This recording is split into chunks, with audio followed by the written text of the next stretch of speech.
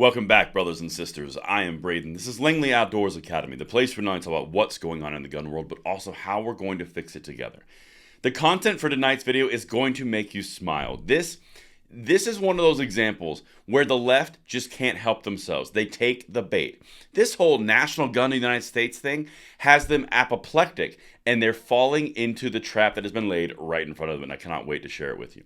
Everything is linked in the description box below, and if you are new or you're a returning viewer, please consider hitting that like button, subscribing to the channel, and making sure the notification bell is on. We need as many people as we can to get into the fold to help pass the blessing of the Second Amendment along to the next generation. Thank you so much in advance for your consideration, and tonight we are going to look at some comments that Jimmy Kimmel made because in his arrogance, in his condescension, he has taken the bait and he starts conversations which are based off of a silly continuing resolution, but a very real conversation which helps us. Enough of the setup. Like I said, everything we linked. Let's get into this because Jimmy Kimmel has some arrogance to share with you. Check this out. Santos got some money from the cousin of a Russian oligarch, and he doesn't seem eager to share any details on that. So to change the subject, he's working overtime to ingratiate himself to the far right wing of the party. Santos is co-sponsor of a bill that would make the AR-15 assault rifle the national gun of the United States.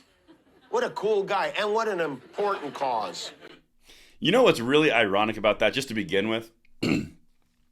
This continuing resolution is just that. It's a continuing resolution. It's not going to become law. Do you think Biden's going to sign this? Do you think the Senate is going to pass this? No, on both accounts. This is something that was put forth, and Jimmy Kimmel might be right, as a way to ingratiate himself with the right wing of the party. It's totally possible. Could just be because he believes in the Second Amendment and he believes in freedom. Could be any of those things. That's not really the important part to focus on. The important part to focus on is that while this has no chance, the left cannot let it go because the AR-15 is the bane of all existence, which brings us to the points of where it's going to backfire. Because in basically mocking the entire approach, they make some very serious mistakes here and actually open up a good realm for conversation to where we prove our point even further. Check this out, because this is why we always let them talk. All right, here's the second one.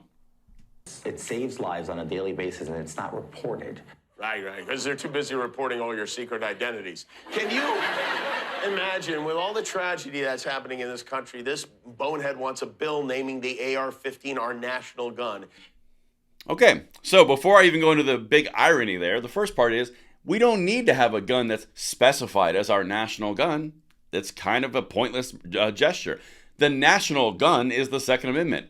It's pick your poison. You can do whatever you want because you're free. That's the entire point. Now, they're focusing on the AR-15 because that is the bane of all existence. That is the evil that exists in this world. However, Santos said something very important, which Jimmy here glassed right over. It saves lives. It's being used in defense all day, but it's not reported. In fact, the CDC would report around 2 million defensive uses per year on their own website until they removed it at the behest of gun control organizations because they don't want you to know the true stats because it undermines their narrative. That's what this comes down to, and this is where they took the bait. In taking this bait on a bill that would never go anywhere, on a resolution that will not become law, this is not going to happen. They're bringing up conversations to which we can make videos like this and prove they are completely incorrect. Not to mention the fact that it's Second Amendment right, not to mention the fact that all the statistics across the board point to pistols, hands, feet, and knives and blunt objects are more deadly on a statistical basis than any type of rifle, all rifles. But again, those points would not be able to be introduced had Jimmy here not taken the condescension arrogance route in making jokes for his monologue. Now, I got one more thing for you, and this is where he steps on a personal note because he's calling his opponents some very naughty things that I'm pretty sure he could get in trouble for. Check this out. Even for him, it's ridiculous. And by the way, he's not alone on this one. This dumb bill was sponsored by a congressman from Alabama named Barry Moore with co-sponsors Santos, Andrews Clyde of Georgia, and mozzarella stick salesperson Lauren Boebert. These are the heroes working to get us a national gun. And the next time there's a mass shooting with an AR-15, which will probably be by the end of the week, we will know who to thank. The 4 gun whores of the apocalypse. Thank you so much. Okay, so we're going to go into 2 things there. First, let me just hit the whole condescension to anyone that would be a blue-collar worker. Condescension that anyone would dare sell food as a service and have a business in the United States, pursuing the American dream. Talk down to them. They don't have a talk show. They aren't wearing $5,000 silk suits. The condescension and the arrogance is so easy to see just in that statement alone, because Lauren Boebert is clearly a moron. She obviously doesn't know what she's doing, and she's not part of the intelligentsia because she sells food to everyday people. Ugh.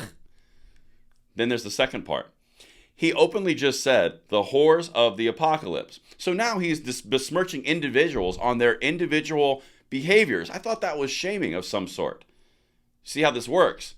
It's no longer just a one-way thing. Now we're going to actually use this screen door to go both ways. You cannot disparage people on their profession. You cannot disparage people for actually making an honest living, not like lying and being a mouthpiece for the media and the left wing. And then you also can't go in and call people whores because they support a Second Amendment right, of which, by the way, a majority of the states in the country are constitutional carry. A majority of the states in the country are much more gun-friendly than the minority of states which are gun control. And you can take your New York gun control and shove it. And that's all I've got for you guys. Let me know what you think in the comments below, and I will see you on the next one. I'm Braden. See you later.